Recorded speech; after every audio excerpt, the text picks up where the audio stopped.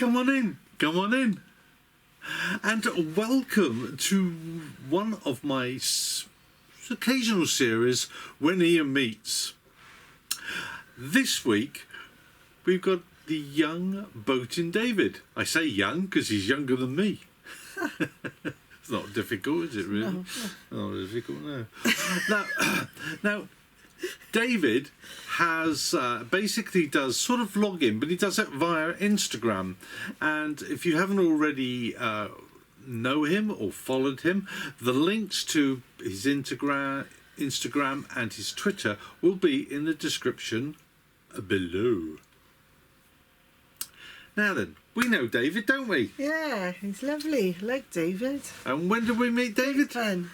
Up in Llangollen. We did indeed, Yeah. in the basin. Yeah. And he carries scorecards around with him. And if you do a boating manoeuvre and David's watching, you'll get a score. You don't get a 10 from Len, you get a 10 from Dave if you're lucky. Did you get a 10? I don't really know, I didn't ask him that. No, I've probably got an 11.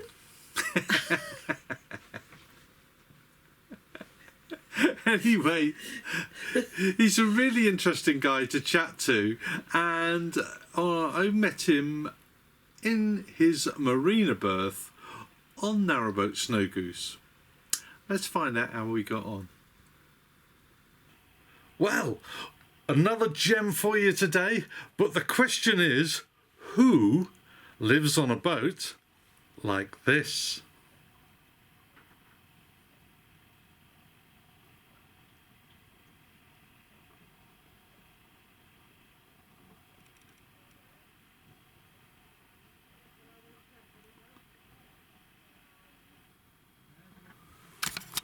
I've got me coffee. I won't show you whose mug he's got. Me ain't got one of mine. That's terrible, isn't it? Yeah. But this is Boating David. David, it's lovely to see you. And thank you very much for inviting us aboard your lovely narrowboat, Snowgoose. You're very welcome, Ian. Thank you. Now, a lot of people know you from Instagram and from Twitter, because you predominantly use those, don't you? I use Twitter. Yeah, I started off on Twitter most. I got tied off on Twitter most. Got over 1,600 followers on Twitter. And I also use Instagram, but I use mainly Instagram when I'm out cruising. I'm marina based, so I don't go out as much as yourself.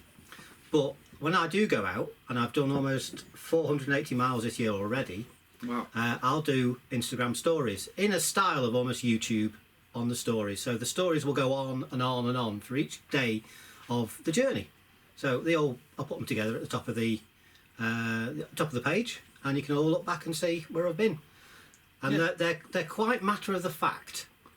Well, yeah, because now I first really got to meet you when we were in Llangollen, up there in that lovely basin, didn't we? I got up to Llangollen from here on the Middlewich branch in 3 days. 4 days, 3 nights.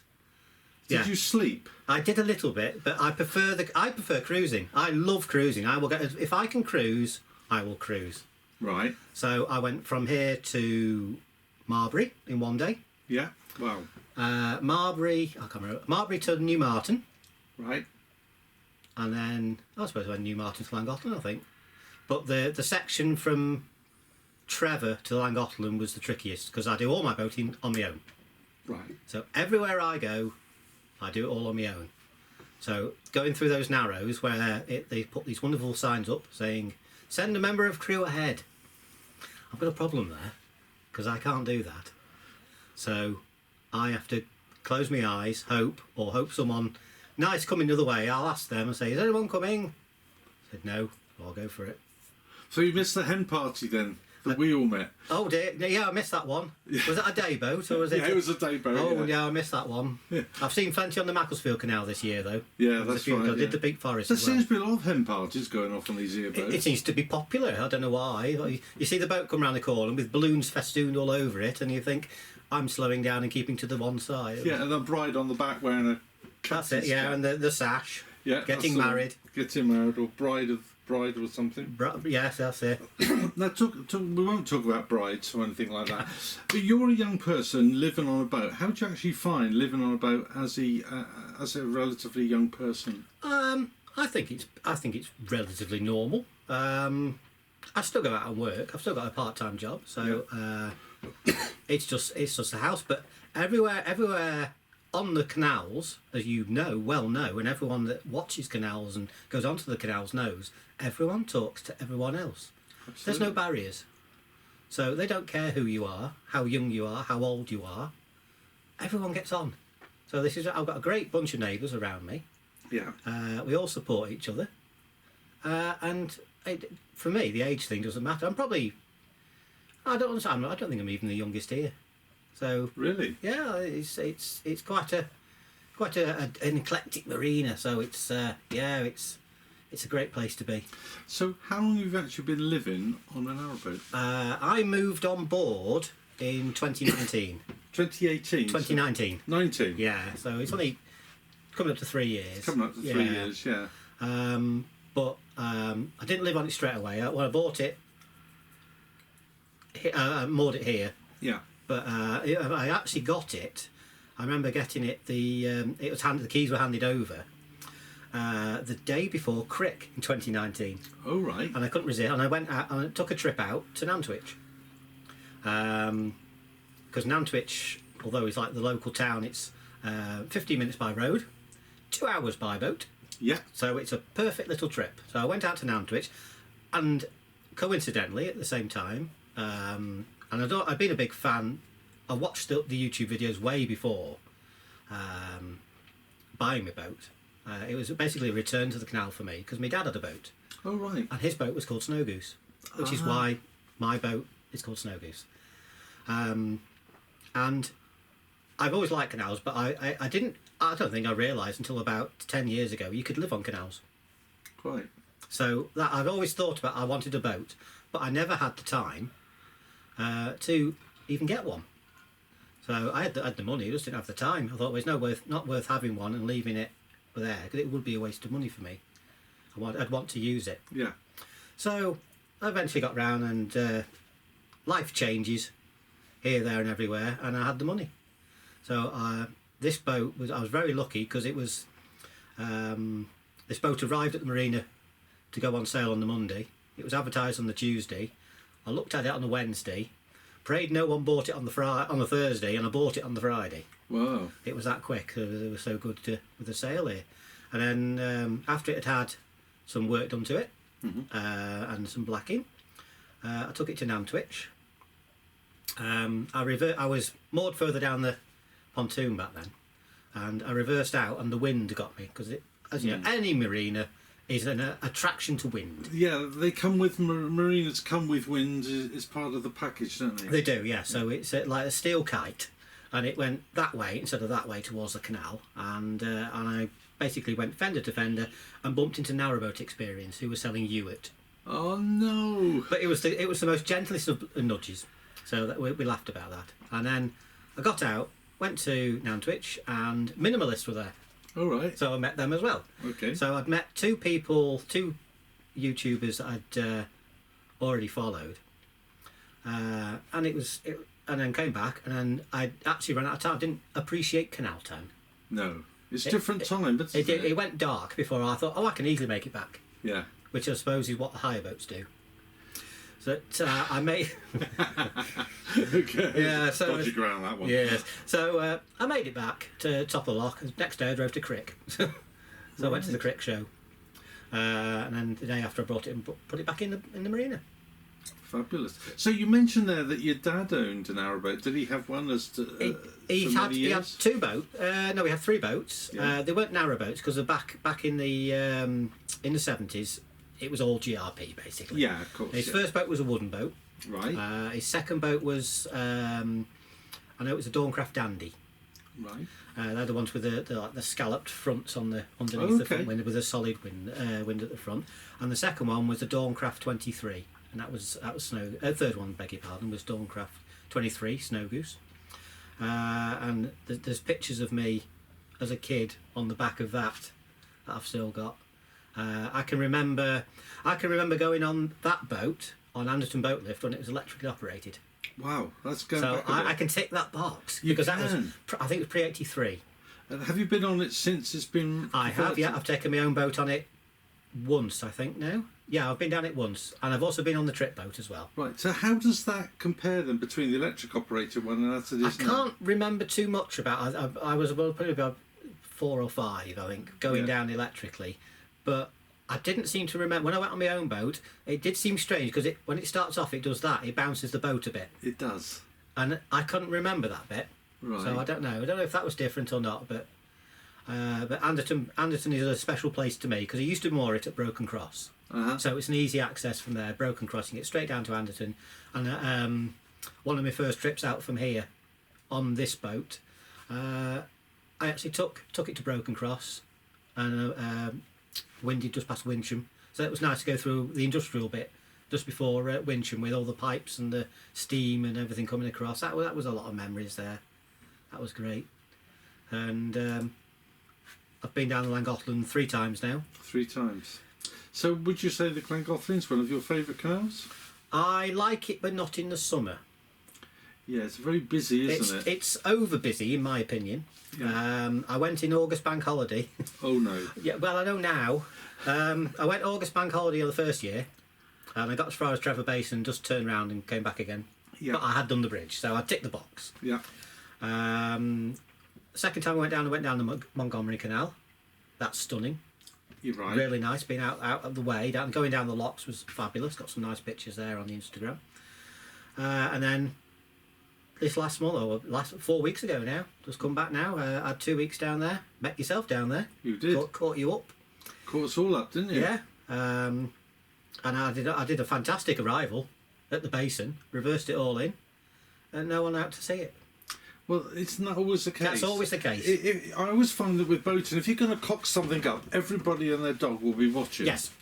But if you do a perfect little manoeuvre... Oh, someone's there. That's No one's there. If you ever is an interesting tip, if you're ever on a boat and you're going down the canal and you see a bench. If you see a bench by the canal, benches aren't just randomly placed by canals. Benches are there because there's something worth sitting and watching. So if there's a bend and there's a bench on that bend, that's because boats will crash on that bend, or boats will make a mess of it, or there'll be an incident at that bench. Benches aren't there just because it's a pretty place to put them. Well, I always find that if you're going to meet a boat, it's either going to be on a narrow section, a bend, or a tunnel, Or a bridge, or all of them together. Or all of them together. Because bridges are generally on bends. Yeah, that's right. I've noticed on the Llangollen an awful lot of those were on bends as well. Yeah. If there's going to be a blind bend because of a tree, Yeah. You'll meet a boat there. Like going into the bottom of Grinley Brook, where you go underneath the railway viaduct. Yes. On the sharp left-hand bend. Yes. Big tree on the left. Yes. Boats moored on the right. Yeah. Someone will come through. Absolutely right. Because it's single passage. You can't... He's stuck. He's got to come through. You've got to give way. Yeah. But the wind will be blowing across the field as well. Yeah, of course. Yeah. And there'll be 2 fishermen sat on the On the bottom, On the bottom, yeah. As if that would happen to anyone. Yeah, as if, yeah. Yeah, that was... that's one place you're going to meet someone. But generally speaking, how further afield have you been? I think, Right, how have I been now? Let's try to think. I have been... I've got to look at my map now. I think where I've been. I've done the Cheshire Ring. Right. So, I mean, I've done the Rochdale 9 all on my own. Wow. So this is all on me. You say these things, I've done the Cheshire Ring. Yeah, but the Rochdale 9 are not the easiest 9 to do. Uphill. Yeah. So I've done Rochdale 9. Right. That's the Ashton 18. Yeah. And the Bosley ones. Right. And the Marple Flight. Wow. Marple Flight wasn't without incident. I had lock number 9. My centre line snapped and my boat wandered off. Oh. I was tied underneath lock, tied to a railing because there's no lock landing. Right. And when I dropped the lock, the force of the water snapped my centre line. So I had to go and get my boat back. And then when I got out at the top, I stopped in like the mouth of the lock, got my stern line, tied it round the bollard, went to go and close the gate, and I heard a rumbling behind me, and I turned round, and my boat's been dragged by a bywash towards the next lock, but it ripped the bollard out the ground. The ground was so wet, so the big concrete lump around the bottom of the steel, Yeah. and it was bumbling. Now I thought, if that goes in the canal, it's going to take my stern rope with it. And I've already lost one rope here, this lock.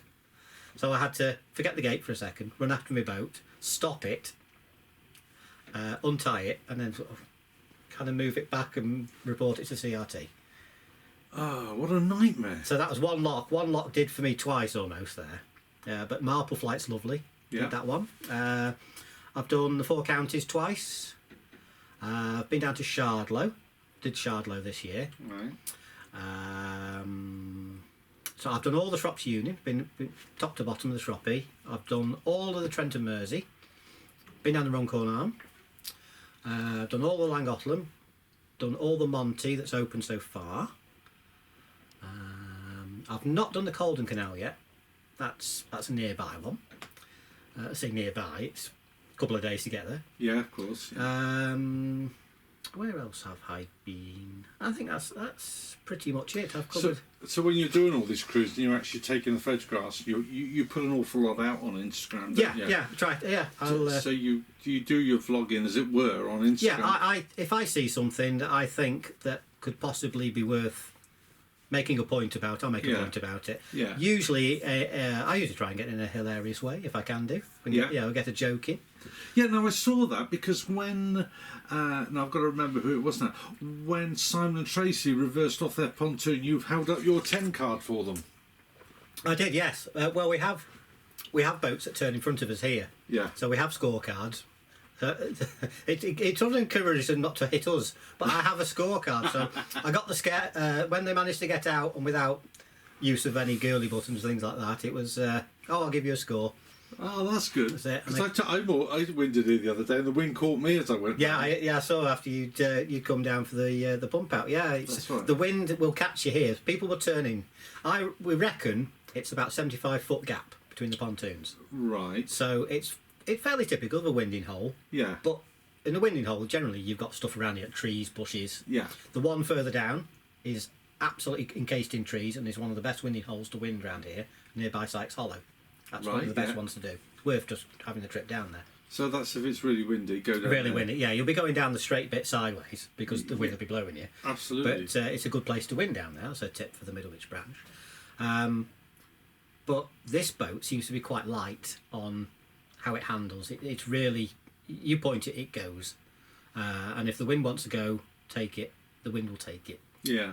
And I've been that way a few times instead of that way. Yeah, but they are basically a giant sail on the side, aren't It's they? a giant kite, steel kite as I call it. Yeah. But if you're gonna, if you know it's not going well, you've got to try and minimise, and you just try and slow it down, and you just come to a gentle rest on, say, a fender, and then work out your next move. Yeah. Don't keep giving it full powers and everything. And I've had boats. I've been hitting the marina a few times, but because you're not actually open here in the marina, nobody can really hit you here, can they? well, sometimes they come in and turn because they've gone the wrong way. We've had hire boats that come down here, and they're saying we were looking for whales. Wales. So they've turned left at Barbridge instead of right at Hurleston. So they come down here, then they'll turn when they've realised they've come the wrong way. Right. And said, no, you need to go up there, turn left, turn right. Yeah. It was, I've got a few pictures, but I'll put them on Instagram and just, say, oh, it's happened again or something. It's make That's a laugh right. of it. That's it. So if you want to see all the calamities that happen on the canals, follow Boat and David, as it were. Yeah, I'll try and make it amusing if I can. Yeah, absolutely. Now, do you find it, because you're for those that are watching that don't know where David is, he's actually in Venetian Marina, and it's right by a lock. Now, in the summer, it's supposed to be the busiest It's lock? the busiest single lock in the country last year. Right. Hill Morton was the busiest lock because that's a pair. A pair, yeah. Yeah, but this last year, it was the busiest single lock. I mean, you've got Venetian Marina, Aqueduct Marina, Yeah. online moorings as well further down. Yeah. And it's also, this part here is I think, in my opinion, is generally seen as, people see it as a motorway between the Trent and Mersey and the Shropshire Union and vice versa. Right. They don't appreciate the Middlewich branch for what it is. I think the Middlewich branch is beautiful. It's such a quiet canal, really, Yeah. as in noise-wise. It's not in really any built-up areas, but you're so close to built-up areas if you need to be. Yeah. It does get busy in the summer. The busiest queue we had last year, it did go a bit bonkers when everyone was allowed to move this year. Yeah. But the busiest queue I've seen so far, we've had all the way from the lock to the railway bridge and 2 boats after it. Right. So that was 7. Oh. And I know next door but one come down one day and there was 13 boats ahead of him at the top coming down. No. So that'll be past where you're moored. Well, that's crazy. That's well down. That's Yeah, 13 boat lengths. 13 boats. Then you get the problem because people were moored there. Yeah. So we were allowed to. There's nothing to say they can't. But and same with these ones here. These are 14-day moorings here. These aren't timed at the bottom. And if a boat goes there, another boat comes along and they end up in a queue. Yeah. So then we can sit on the front and watch. You watch What occurs. Watch the calamities. Yes, occur. watch any boats going. I called it full Suez once on Twitter. Yeah. And it's caught on. So it's if a boat goes sideways and ends up with front end on one bank and the back end at the marina, they've gone full Suez. So. Oh, I see. Fair enough. So, from you mentioned that you sort of do a part-time job. Do you find that supplements your living here on the boat? Yeah, that does. Yeah, and you're obviously your employers are quite happy with you sort of only working part-time. So, and that's predominantly, I guess, so that you can shoot off when you're not working and enjoy yourself. I'm very very lucky there. I get quite a bit of time off. Right. And the more I work, the more time off I earn as well. You can earn time off. So. Okay. I've done all right. I've had 6 weeks off this year already. Wow. And I've got another week I could probably take. I'll probably take it in. So I'm stuck now with the stoppages. Yeah. I'd like to go Chester. We planned as a group of us here. But Chester's open, isn't it? I think it's shut at Great Bourton. One of the I think Great Bourton lock's shut. I think until December. Right. I'd have to check. I thought Chester was actually you could get to Chester okay. I'll have to have a check. Yeah. I'll look on the old stoppages of doom. I'll And see look on the stoppages of doom. Yeah. See what's because it was. I did want to go down. We planned it all to go down to Chester. Yeah. Because it's 2 days away. Yeah. From here. Yeah. Go to Chester. Have 2 nights there, and I'd actually booked my vaccine in Chester as well. One of my vaccines. All right. And then it basically unfolded because Bunbury Lockgate fell off. It did. And then they closed the vaccine centre anyway. So Oh, great. I booked it in Crewe. Fair enough. So there we go.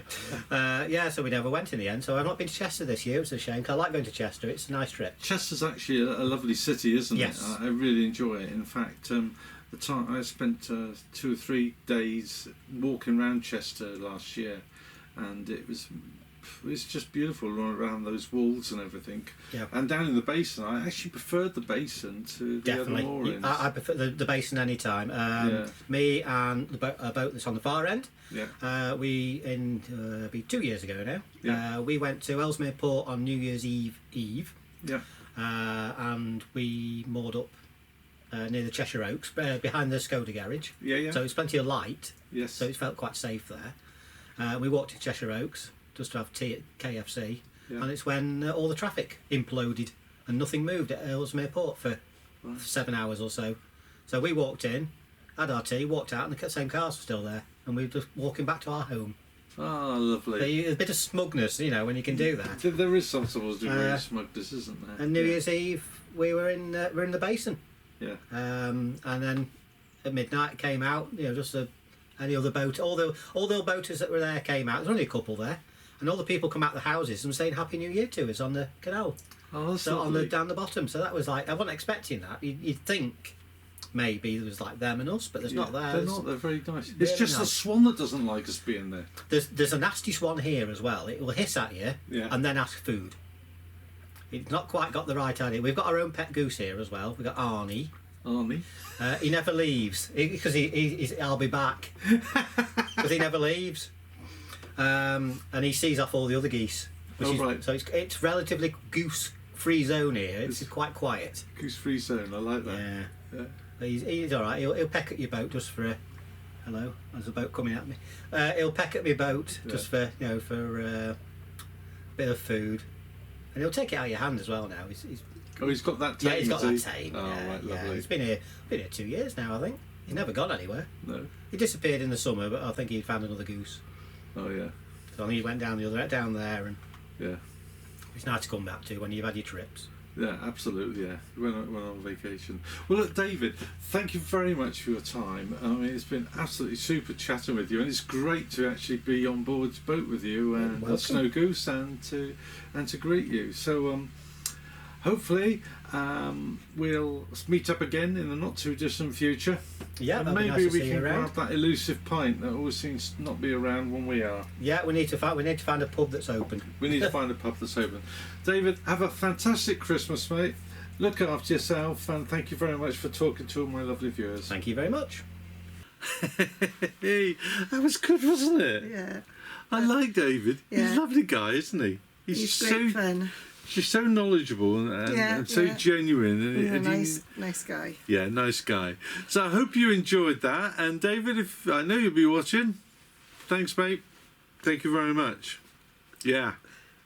Now, David is the only one I know who what was he, about 300 yards away, and he saw your blonde hair? Yeah, doing a lock. He knew it was me. At Venetian Marina. That's right. Yeah. And he came running over to see you, didn't he? Yeah, I love him. I didn't know. I didn't know. He's lovely. He's a lovely guy. Hey, there we go. Well, next week we're back to cruising. And terrific. It's absolutely fantastic to be able to say to you, we're nearly at Christmas. Yeah, we're in December. It's nearly Christmas. And of course, we've got the Forgo Narrowboating Christmas Day live special. That's on Christmas Day. Yeah. I know we're sad, aren't we? But it's between 10 o'clock and 12 o'clock. And if you've got any people that you would like to say hello to, if you're a vlogger or whatever and you'd like to submit a video message, then please do send them in. Let's get them in. Let's get as many as we can. We're going to have 2 hours of great fun Christmas morning. And you can be there if you want to be there to watch us, or you can watch it on catch up afterwards. But for now, back to the here and now, as it were. Thank you for watching my vlog today. Thank you to all my lovely subscribers. And if you're not already subscribed, please do hit that subscribe button, which if you're watching on a mobile device is in the bottom right hand corner of the screen as you view it. Have yourselves a safe week. Keep yourselves healthy. And until we meet again next Sunday, this is Ian and Oh. on Morning Star saying ta-da. Bye bye.